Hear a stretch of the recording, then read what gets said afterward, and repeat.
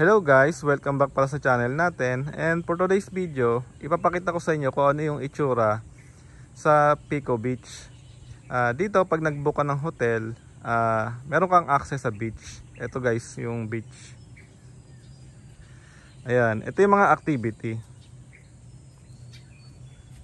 Yan yung mga activities na pwede natin gawin dito sa beach. Ayan, tapos itutour ko na kayo sa beach. Ayan, nakasarado pa yung mga payong guys. Ayan, yung mga beach umbrella natin nakasarado pa dahil umaga. Mamaya maganda yan dahil ibubukas nila yan.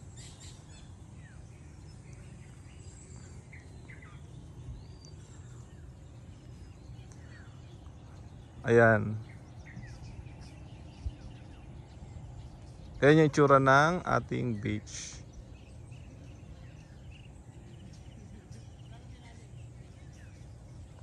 Iikot ko lang kayo guys.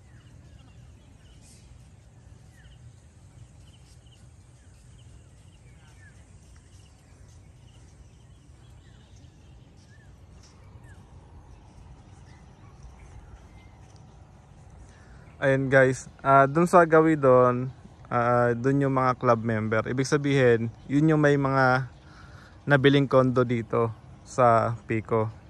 Dun sila pwede.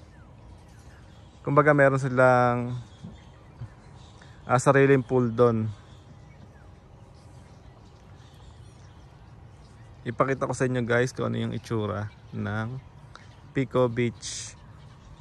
Gaya nga ng sabi ko kahapon, nag-book tayo ng 2 days. Tapos ang binayaran natin ay 13,700.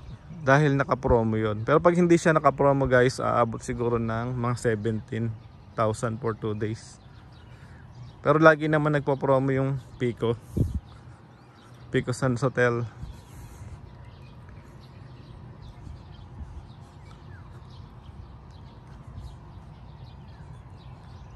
Pwede kayong mag jet ski dito, tapos banana boat. Yung banana boat pala dito 600 per head, tapos maximum of 8 people.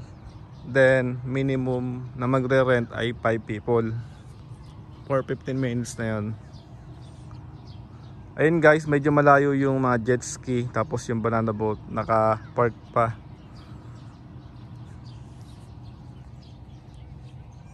Ayan, kagandahan ng beach dito guys, hindi siya maalon. Yan, kalmadong kalmado yung dagat. Hahanap tayo ng magandang pwesto. Ayan. Dito pwede na ako mag-stop. Tapos i-360 view natin. Ayan. Dito kayo magbabayad pagka gusto nyo mag-arkila ng jet ski. Tapos ng banana boat.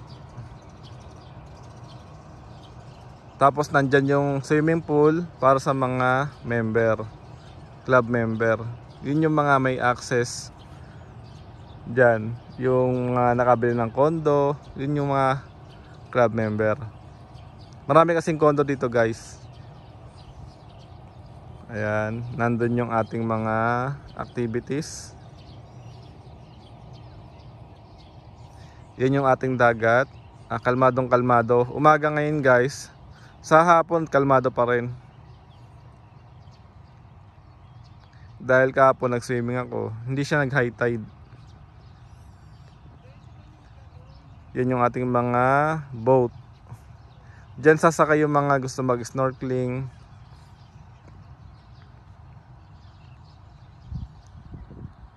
Ayan.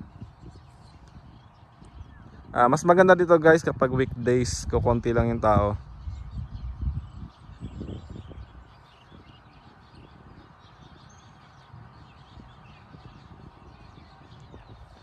Ayan, ganyan yung itsura niya guys.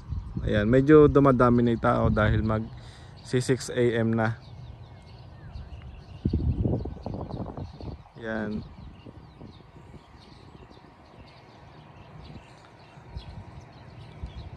Kung gusto nyong mag-book dito guys, puntahan nyo na lang yung website nila kung paano at kung saan yung location nila. Ayan, ito na guys yung itsura ng Pico Sands Beach. Ayan.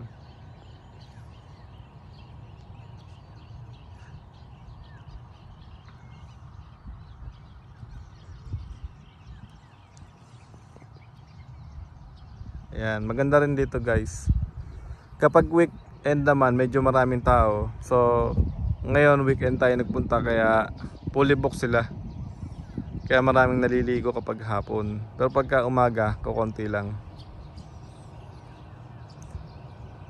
And sa 13,700 na binook natin, meron na tayong free breakfast doon. Yan, naka-ready na yung breakfast kanina eh. Tinignan ko. Unlimited siya. For 2 person.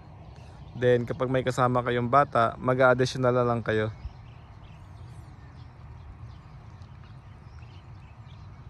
Yan. Bagay na bagay din to guys sa mga gusto ng tahimik. Pagka gusto niyan tahimik, mga weekdays kayo mag-book. Ayan, marami na magliliguan.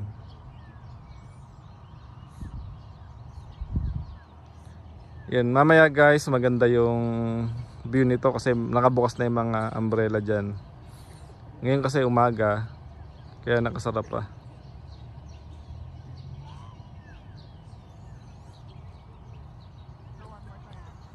Yan, sa Batangas pala yung location nito guys.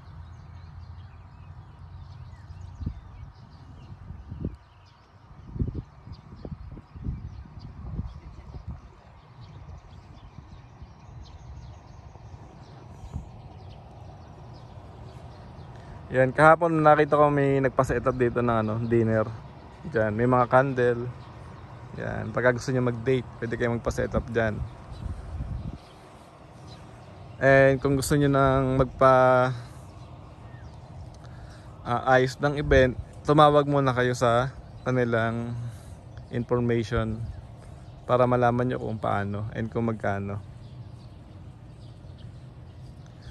Ayan guys, siguro dito ko natatapusin yung ating video.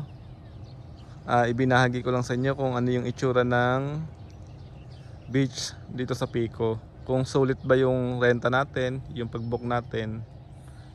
Kayo na yung mag-analyze kung tingin nyo sulit yung ibinayad natin. And para magkaroon na rin kayo ng idea kung ano yung itsura na madadatnan nyo dito sa lugar ng Pico. Yan. Ayun guys, see you na lang sa next vlog natin. Thank you. Bye.